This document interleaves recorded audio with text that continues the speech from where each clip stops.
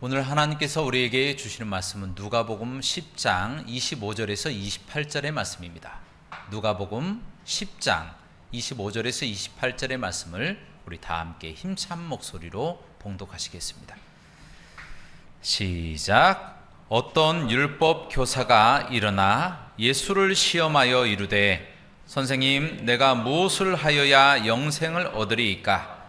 예수께서 이르시되 율법에 무엇이라 기록되었으며 내가 어떻게 읽느냐? 대답하여 이르되 내 마음을 다하며 목숨을 다하며 힘을 다하며 뜻을 다하여 주 너희 하나님을 사랑하고 또한 내 이웃을 내 자신같이 사랑하라 하였나이다. 예수께서 이르시되 내 대답이 옳도다. 이를 행하라. 그러면 살리라 하시니. 아멘. 오늘 말씀의 제목은 행하면 살리라입니다. 따라 하시겠습니다. 행하면 살리라. 제가 지난주에 시간이 좀 있어서 아이들을 데리고 이 심장박물관에 다녀왔습니다. 아주 가까운 곳에 있더라고요.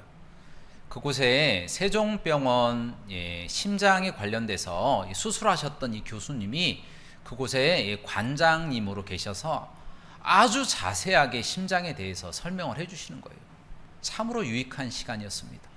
아이들도 그곳에 가서 초음파 체험도 하고 그리고 VR 심장으로 입체적으로 볼 수 있는 그런 체험도 하고 또 그곳에서 심장 모형도 만지고 또 만들고 참 재미있고 유익한 시간을 보냈습니다. 저도 그곳에서 처음으로 이 혈관 안에 어떤 노폐물이 쌓였을 때에 막히잖아요. 이 혈관이 막힌다고 그렇게 표현을 하는데 혈전이 생기거나 이런 문제가 생겼을 때에 그 혈관으로 직접 주입해서 수술을 하는 카테터라고 하는 그 수술 도구를 제가 보게 되었어요. 참 신비하게 생겼더라고요. 이렇게 철사같이 생겼는데 그것으로 수술을 다 하는 거예요. 이 빨기도 하고 또 백금을 그 안에 주입시키기도 하고 또 오른쪽으로도 가고 또 왼쪽으로도 가고 위쪽으로 가고 또 밑으로 가고 아주 다양하게 수술하는 그런 도구도 제가 또 만져볼 수도 있었습니다. 아이들도 굉장히 흥미로웠지만 제가 더 흥미롭게 봤습니다. 그래서 질문도 굉장히 많이 했는데요. 이 심장에 대해서 그래서 제가 몰랐었는데 새롭게 알게 된 부분에 대해서 여러분과 함께 이 시간 좀 공유를 했으면 좋겠습니다. 제가 심장에 대해서 이번에 알았던 사실은요, 심장이 뛰기를, 이 운동을 하기를 1분에 한 60번에서 100번 정도 운동을 한다고 합니다. 굉장히 놀랍죠? 그래서 하루 종일 이 심장이 뛰게 되면 86,400번 정도를 뛴다고 합니다. 그것을 1년으로 한번 계산을 해보세요. 1년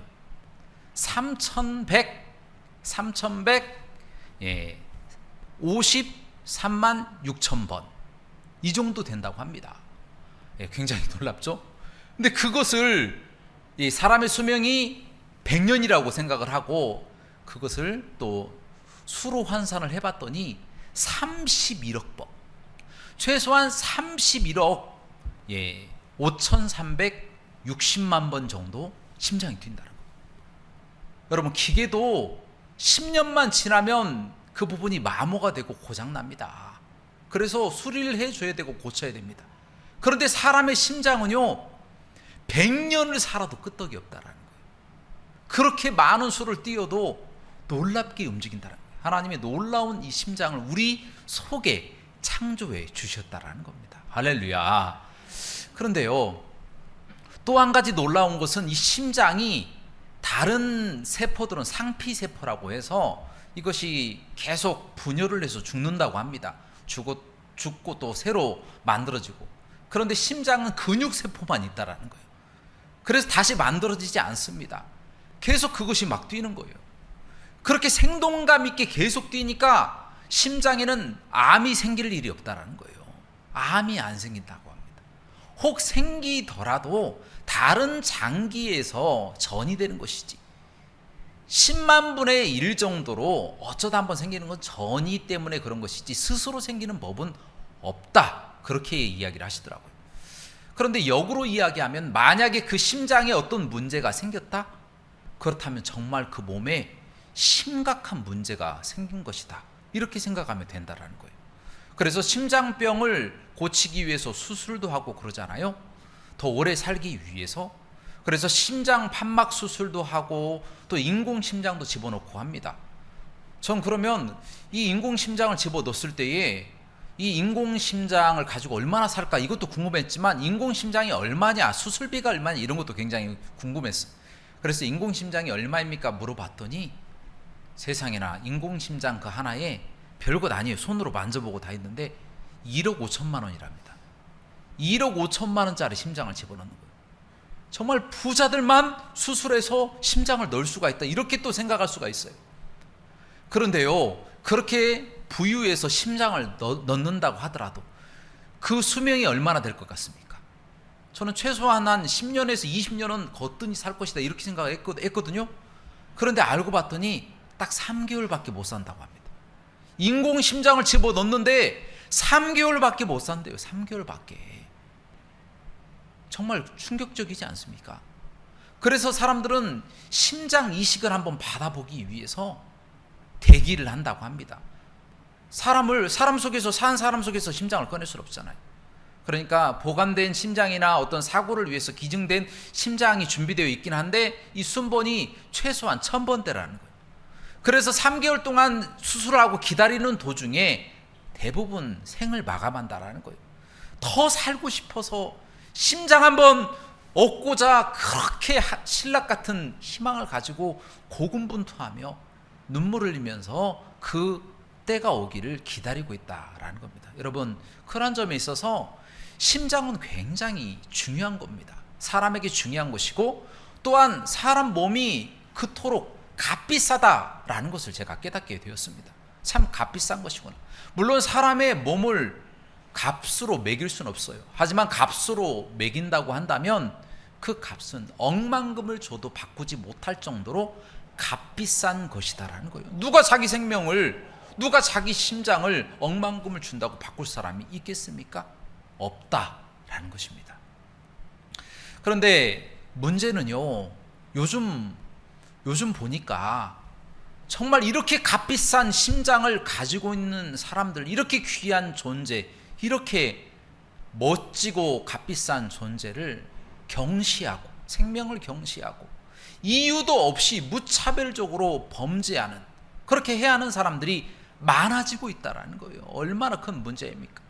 여러분도 아시다시피 최근에 신림 사건도 있었고, 또 이번에 또 분당 사건도 있었잖아요.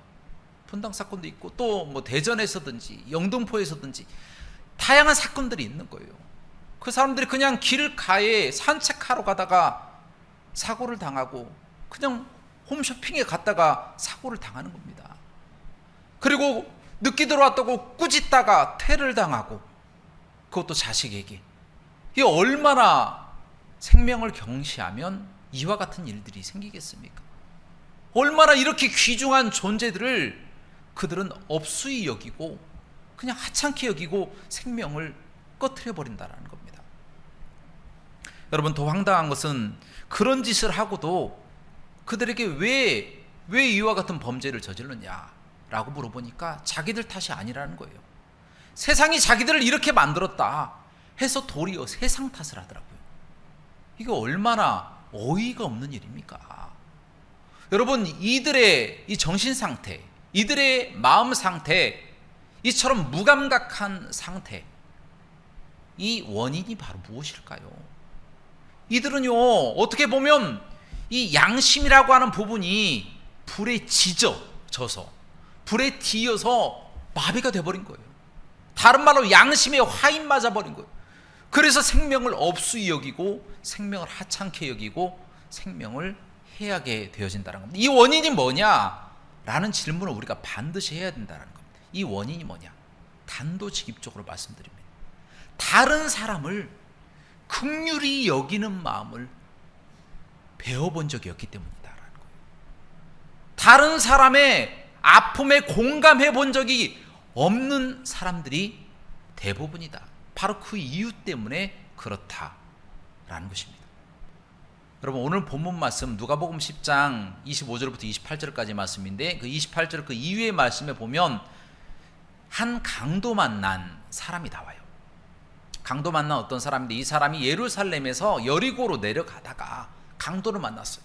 강도를 만나서 옷을 빼앗기고 두들겨 맞고 그냥 죽으라고 길 가에다가 던져놓은 겁니다. 이 사람은 조금 시간이 지나면 고통 때문에 죽었을 것입니다. 짐승에게 잡혀 먹혔든지. 자, 그 상황에서 마침 제사장이 그곳을 지나가다가 그 사람을 봤어요. 그러면 얼른 가서 구해야 되지 않습니까? 그런데 그 제사장은 그 장면을 보고 그곳을 피하여 지나가더라. 성경 말씀에 그렇게 나와 있어요. 그곳을 피해서 지나가 버렸어요. 그 다음에 또 레위인이 그곳을 지나가다가 그 사람을 발견합니다. 피투성이가 된 사람. 이 사람을 얼른 구해야 되지 않습니까? 그런데 레위인 또한 그 사람을 보고 피하여 지나가더라 라는 말씀이 나와 있다는 겁니다. 그 사람의 고통에 공감하지 못하는 거예요. 그냥 그 사람이 죽든지 말든지 상관하지 않는 겁니다. 그러나 다행히 사마리아 사람, 유대인들이 그토록 증오하고 혐오스럽게 생각했던 사마리아 사람이 그곳을 지나가다가 어떤 사람이 누워있는 것을 보게 되는 거예요. 피투성이 된 채. 얼른 달려가서, 큰 돈이에요. 당시에는 큰 돈인 이 기름과 포도주를 그 상처에 부어서 응급처치를 하고 그 사람을 자신의 나귀에 태워서 여관으로 간 거예요. 지금으로 말하면 병원이나 마찬가지입니다. 왜냐하면 그때 당시에 병원이 따로 있지가 않았으니까 여관으로 가서 그 사람을 극진히 치료하였다라는 겁니다. 그리고 난 다음에 다음날 아침에 일어나서 자신이 떠나야 될 일이 있었으니까 여관 주인에게 2데나리온을 주면서 저 사람을 잘 좀 돌봐달라고 이렇게 이야기하고, 혹시 부족하더라면 내가 돌아올 때 꼭 이 돈을 갚겠다라고 부탁하고 갔다라는 겁니다. 얼마나 선한 사람입니까? 얼마나 선한 사마리아 사람입니까? 여러분, 그렇다면 여러분들에게 질문 드리겠습니다. 여러분, 이 이야기 속에서 등장하는 사람들 중에서 가장 나쁜 사람이 누구입니까? 강도죠, 강도. 강도가 옷을 벗기고 두들겨 패버린 거죠. 옷을 다 빼앗아 버린 거죠. 다른 물건 같은 거 이런 거를 훔칠 수가 없고 또 그런 게 없었나 봐요. 그러니까 옷도 큰 재산이 되니까 옷을 뺏어 버린 거예요. 그리고 두들겨 패서 그냥 죽도록 버려버린 거예요. 강도가 가장 나쁜 사람입니다. 그러면 그 다음 나쁜 사람이 누구입니까? 제사장이에요, 제사장. 지금으로 비교를 한다면 목사 정도는 아니고 어떤 관리, 이 정도는 봐야 될 것 같습니다. 아주 굉장히 높은 도지사 정도 되는 관리이자 종교인, 이렇게 표현할 수가 있습니다. 이 사람이 사회적으로도 굉장히 지위가 있고 존경받는 사람이고 또 하나님으로부터도 선택받은 특별한 하나님의 사람이었어요. 그런데 그가 아픈 그 강도 만난 사람들을 보고 그냥 지나쳐 버렸다는 거예요. 아니, 짐승을 보고도 어려움 당하면 그 짐승을 구해주는 것이 인지상정 아닙니까? 그런데 그 아픈 사람을 보고 그냥 버리고 그냥 지나간다? 정말 나쁜 사람인 거예요.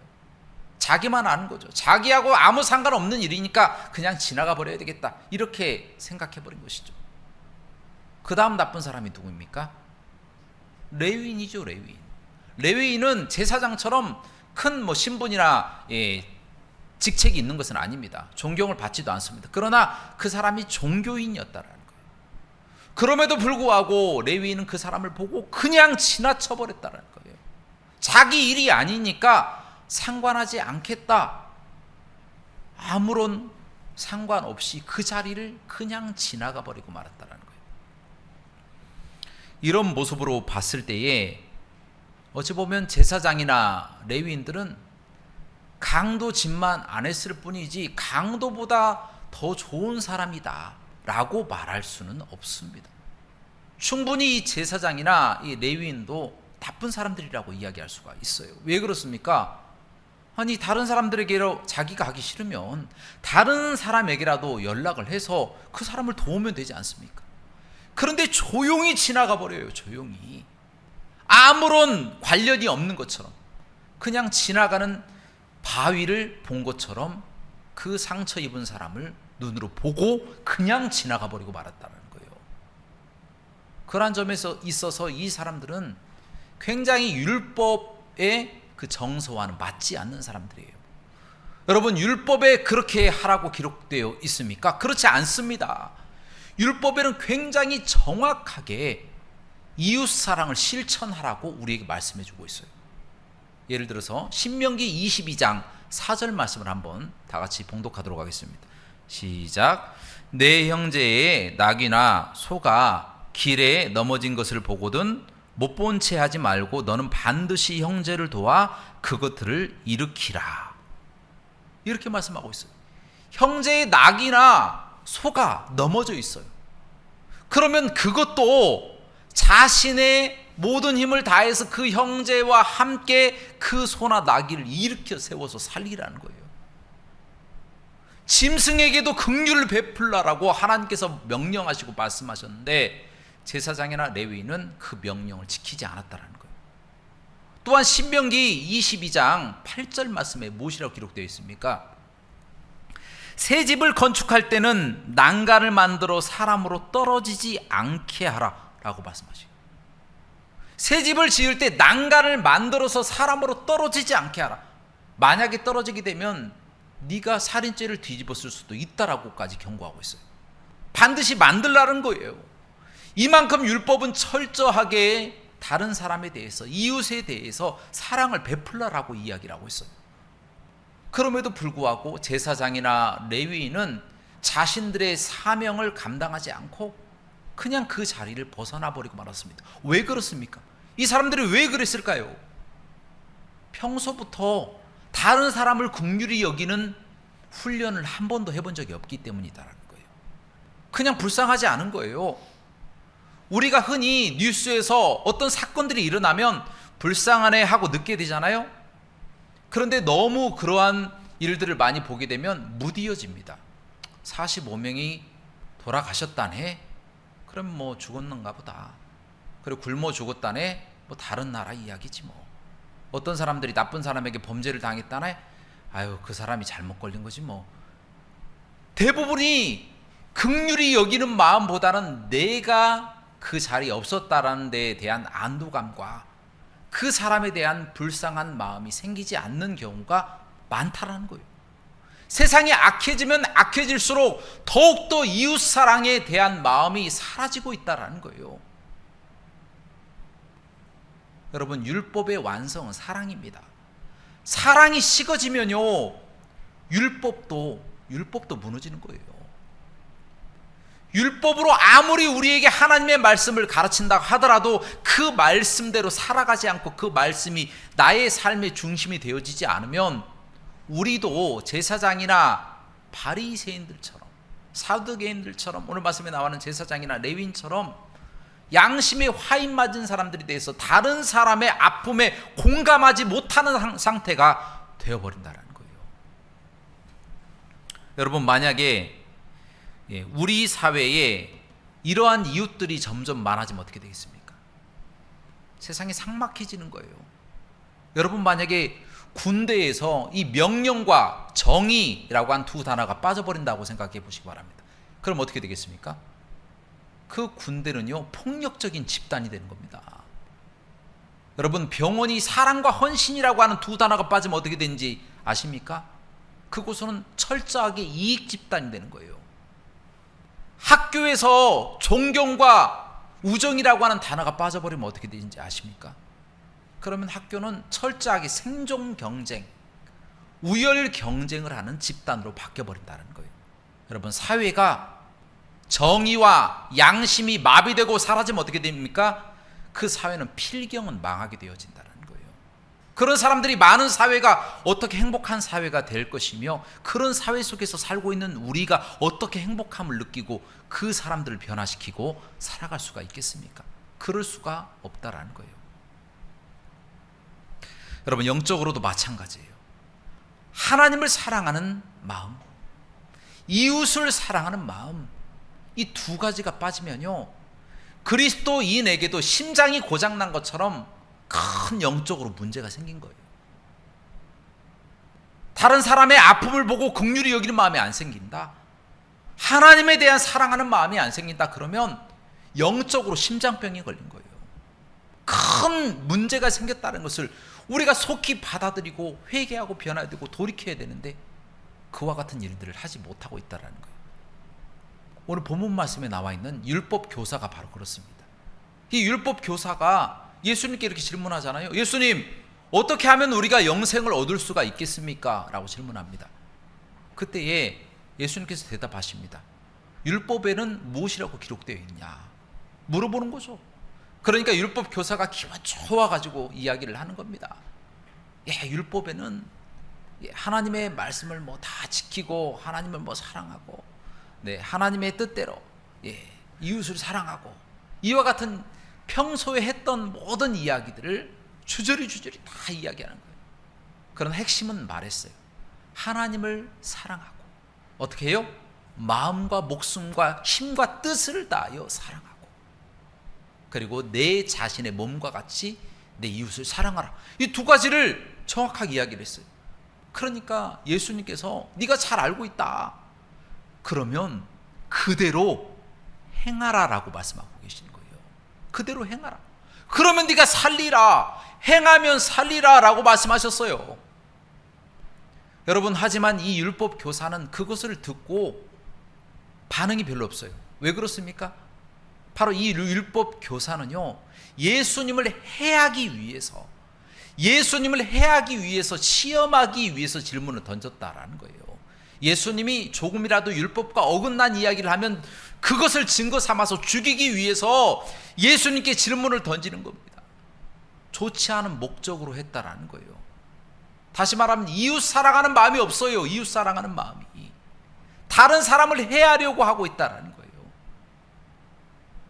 또한 이런 사람이 하나님을 사랑할 수 있겠습니까? 예수님을 안 믿으니 하나님을 사랑할 수도 없는 거예요. 하나님이 보내신 예수님을 믿지 않는 사람이라 그 사람이 어떻게 하나님을 사랑할 수가 있겠습니까? 하나님을 사랑한다면 예수님을 받아들였겠죠. 그리고 예수님을 해하려고 시험하는 질문을 던지지 않았겠죠.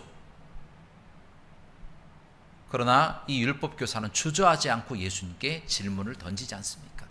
왜요? 예수님을 증거 잡아서 해하기 위해서. 여러분, 자, 이 부분에 대해서 로마서 13장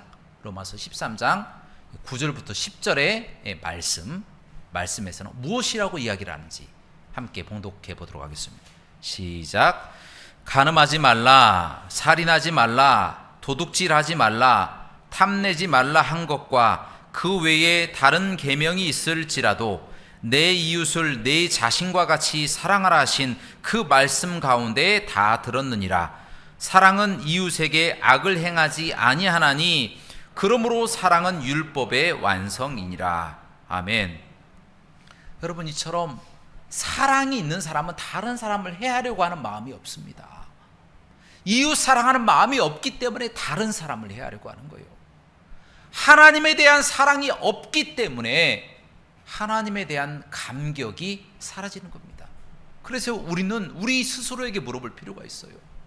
믿지 않는 세상 사람들은 이웃 사랑도 못해서 그 마음에 사랑이 다 무디어져 있어서 범죄하고 다른 사람들을 해한다고 하지만, 우리 믿는 사람들은 하나님을 믿고 이웃 사랑하는 것을 우리 마음속에 다 가지고 사는 사람들인데도 불구하고 그렇게 살아가지 못할 때가 많이 있잖아요. 우리 자신을 되돌아봐야 된다는 거예요. 여러분, 하나님에 대해서 우리 예배 드릴 때 감격이 사라졌습니까? 혹시 찬양하면서 찬양 가사의 은혜를 못 받는 분 계십니까? 또 기도하면서 나의 기도가 하나님께 상달이 될 거야? 안 될 수도 있겠는데, 이렇게 의심하면서 기도하고 있습니까? 그렇다면 멀리 온 거예요. 참 멀리 온 겁니다. 속히 하나님께 돌아가야 된다는 거예요. 하나님에 대한 이 사랑의 마음을 회복해야 된다는 거예요. 병이 있기 때문에, 아픈 병, 영적인 심장병이 있기 때문에 속히 다시 하나님께 돌아가야 될 필요성이 있다는 거예요. 그리고 세상에 어렵고 고난당하고 힘든 사람들을 보고 눈물 흘리지 않고 긍휼히 여기는 마음이 생기지 않는다면 우리 가슴을 치면서 회개해야 된다는 거예요. 하나님을 사랑하면 이웃을 사랑하게 되어 있어요. 그것을 하나님이 우리에게 명령하셨다는 거예요. 그 마음이 생기지 않는다면 우리 자신을 되돌아보면서 회개하며 나아가야 된다라는 것입니다. 이제 말씀을 정리합니다. 혹 삶을 살아나가는 동안에 사소한 일로 이웃에게 분내는 분 계십니까? 불쌍한 사람들을 보고 눈물이 나오지 아니하고 무감각하게 남의 일처럼 느껴질 때가 있습니까? 그렇다면 오늘 하나님의 말씀을 경청하시기 바랍니다. 그 하나님의 말씀처럼 하나님을 사랑하고 이웃을 사랑하는 것, 이것을 행하면 살리라. 영혼을 살리고 우리의 육체를 살리고 우리의 마음에 잘못된 의식을 살리는 이 말씀을 듣고 삶 가운데서 하나님을 사랑하고 이웃을 사랑하며 살아가시기를 주님의 이름으로 축원합니다. 함께 기도하시겠습니다. 사랑과 은혜가 풍성하시고 자비로우신 하나님 아버지시여, 우리가 주님을 사랑한다고 하지만 정말 사랑하는지, 우리가 주님 앞에 예배한다고 고개를 조아리지만 정말 예배하는지, 우리가 주님 앞에 헌신한다고 하지만 정말 헌신하는지 우리 자신을 되돌아보게 됩니다. 하나님, 세상 사람들이 이웃 사랑이 없어서 긍휼이 없어서 서로를 해하고 분노하고 서로 그치지 않고 다투고 있습니다. 하지만 우리 믿는 사람들이 앞장서서 그 사람들에게 사랑을 전파하고 사랑을 몸소 실행해야 함에도 불구하고 우리 또한 영적인 심장병에 걸려서 우리 또한 그들을 사랑하지 못하고 세상 사람들과 똑같이 분내고 또 어지럽게 미워하며 살아갈 때가 많았습니다. 하나님 아버지, 우리의 죄를 용서하여 주시고 이후로부터는 우리의 마음속에 사랑을 가득히 채워서 심장처럼 끊임없이 주님 부르시는 그날까지 주의 사역들을 끊임없이 최선을 다하며 또 감당하며 살아갈 수 있도록 인도하여 주옵소서. 모든 영광 하나님께 돌리기를 원하며 예수 그리스도 이름으로 기도합나이다. 아멘.